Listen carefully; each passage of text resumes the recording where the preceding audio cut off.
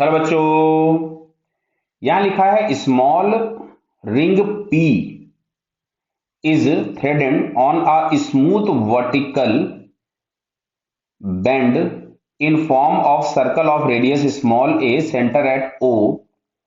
Wire is rotating with constant angular speed omega about the vertical diameter xy, while the ring remains at rest relative to the wire frame at a distance a by 2 from xy. So what is the value of omega square? ये P है, यहाँ पे mention नहीं है, लेकिन ये इसी को P बोला होगा, स्मॉल रिंग। क्लियर? तो यहाँ पे अगर हम फोर्सेस देखें इसके ऊपर में, तो mg बटा नीचे लग रहा होगा, और इसको हम लोगों ने रिंग को इस वायर फ्रेम में बाउंड करके रखा हुआ, तो एक नॉर्मल लगेगा जो कि सरफेस के परपेंडिकुलर होगा, तो वो सेंटर की तरफ में चला जाएगा।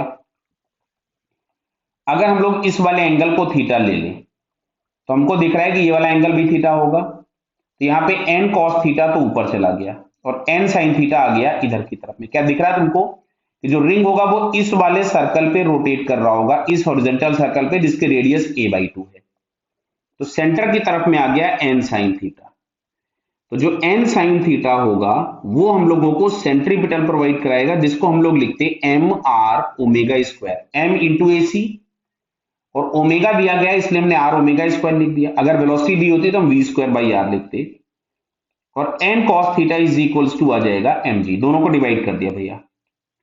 तो tan theta is equals to हमारे पास यहां से आ रहा है r omega square by g, और tan theta is equals to हम लोग क्या लिख पाएंगे यहां से, tan थीटा की वैल्यू,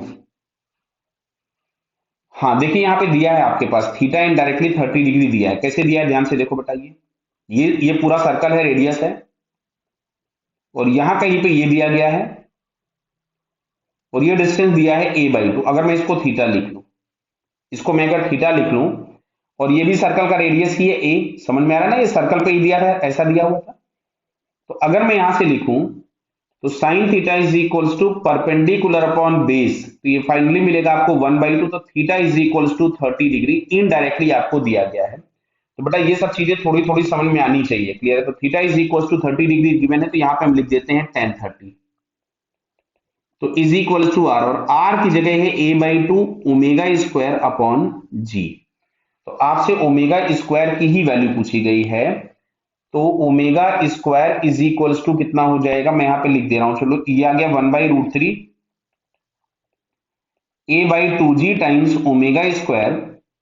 तो omega square is equals to हो जाएगा 2g अपॉन a√3।